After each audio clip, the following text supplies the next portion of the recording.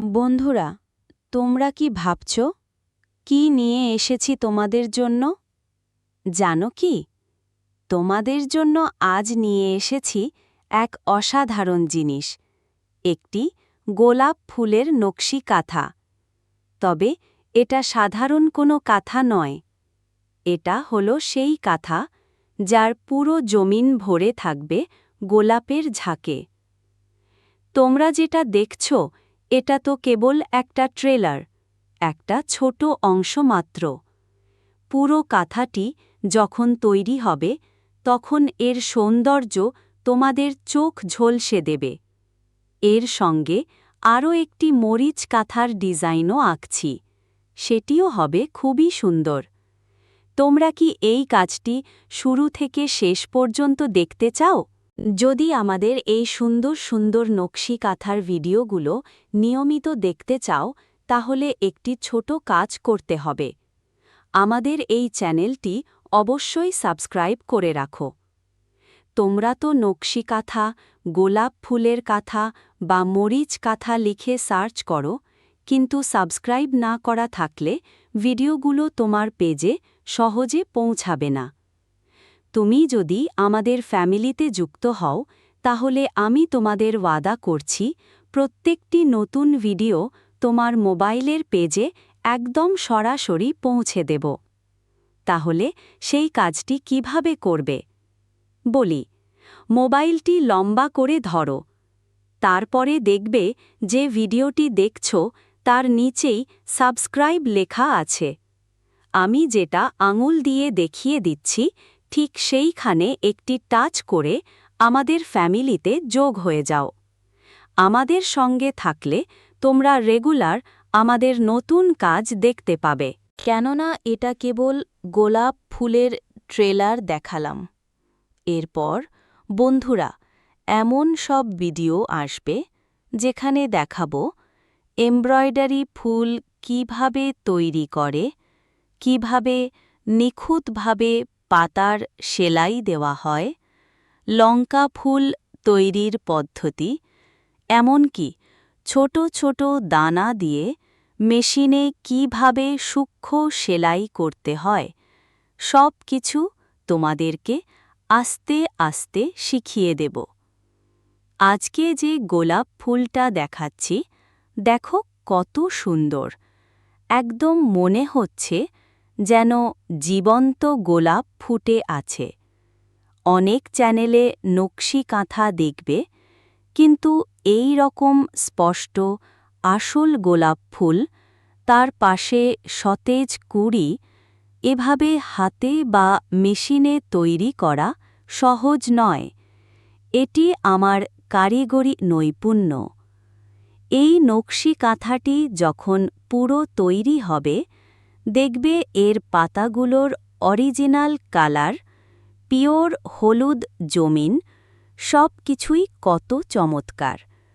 আমাদের ভিডিওগুলোতে যে পায়রাটি উড়তে দেখছ, ওটা আমার চ্যানেলের লোগো।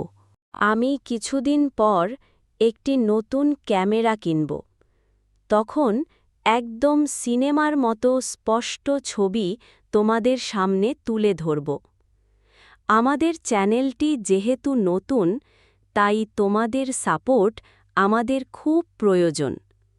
তোমাদের প্রয়োজনে যদি মনে করো নকশি কাঁথা দেখবে না, তবে সাবস্ক্রাইব করো না।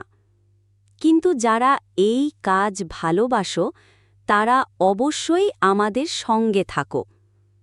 তোমরা যারা হাতে সেলাই তৈরি করো, রোজই নতুন ডিজাইন দেখতে চাই, তাই আমাদের ফ্যামিলিতে জয়েন হয়ে যাও। এই ডিজাইনগুলো ভরতপুর গ্রাম নামের মতোই শান্ত, যেখানে প্রতিটি দিন শুরু হতো নদীর মৃদু কলতান আর সুতোয় সুতোয় বোনা নকশি কাঁথার ফিসফিস শব্দে।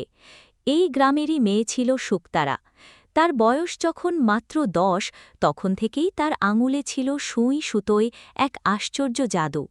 তার বাবা ছিলেন গ্রামের সবচেয়ে প্রবীণ নকশি কারিগর, যার খ্যাতি ছিল দূর দূরান্তেও। বাবার হাত ধরে শুকতারা কাঁথা সেলাইয়ের কঠিন পাঠ নিতে শুরু করে। অন্য মেয়েরা যখন সাধারণ ফুল পাতা সেলাই করত, শুক্তারা তখন ঘণ্টার পর ঘণ্টা কাটাত প্রকৃতির কাছ থেকে নকশা শিখতে। সে গোলাপের পাপড়ির ভাঁজ, কুঁড়ির সজীবতা কিংবা কাঁচা লঙ্কার তীব্র রং সবকিছুই খুব খুঁটিয়ে দেখত। সে মনে প্রাণে বিশ্বাস করত সেলাই শুধু সুতো দিয়ে কাপড় বোনা নয়, এটা হলো মনের গভীরে লুকিয়ে থাকা স্বপ্নকে কাপড়ের জমিনে ফুটিয়ে তোলা। দিনের পর দিন তার বাবার শেখানো সূক্ষ্ম ফোঁড়, যেমন কাটা ফোঁড়, বুলিয়ান ফোঁড় এবং বিশেষ ধরনের ফোঁড় রপ্ত করতে করতে শুক্তারা নিজের শিল্পে এক নতুন মাত্রা যোগ করল। সে স্বপ্ন দেখতে শুরু করল তার জীবনের শ্রেষ্ঠ শিল্পকর্মটি তৈরি করার, যা হবে এমন এক নকশি কাঁথা যা দেখলে মনে হবে যেন সেলাই নয়, স্বয়ং প্রকৃতিই কাপড়ে এসে বসেছে। শুক্তারা সেই স্বপ্নের নকশিকাঁথা তৈরির কাজ শুরু করল। কাঁথার জমিন হিসেবে সে বেছে নিল পিওর হলুদ রঙের কাপড়, যা তার কাছে ছিল সূর্যের আলো আর শুভ্রতার প্রতীক। সে ঠিক করল পুরো কাঁথাতে সে শত শত গোলাপের ঝাঁক তৈরি করবে, কিন্তু তার সঙ্গে থাকবে ঝলমলে লাল লঙ্কা ফুল এবং লতা পাতা। একপাশে থাকবে একটা বড় গোলাপের কুঁড়ি, যা জীবন আর ভবিষ্যতের প্রতীক। কাঁথার প্রতিটি গোলাপের জন্য তাকে বারবার সুতো বদলাতে হতো। পাপড়ির ঘনত্ব, আলো ছায়া এবং রঙের বিন্যাস এমনভাবে তৈরি করতে হতো যাতে মনে হয় প্রতিটি ফুল যেন আলাদা আলাদাভাবে ফুটে আছে। এই কাজ হাতে করা প্রায় অসম্ভব, কিন্তু শুক্তারা হার মানেনি।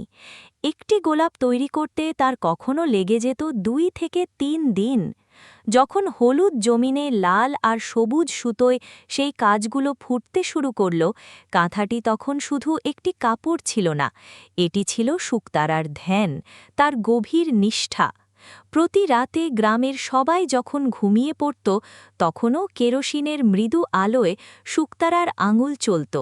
সেলাইয়ের ফোঁড়গুলো ছিল এতই নিপুণ, এতই ঘন যে কেউ দূর থেকে দেখলে বুঝতে পারত না যে এটা সুতোই তৈরি নাকি সত্যিকারের ফুলের ছবি করে।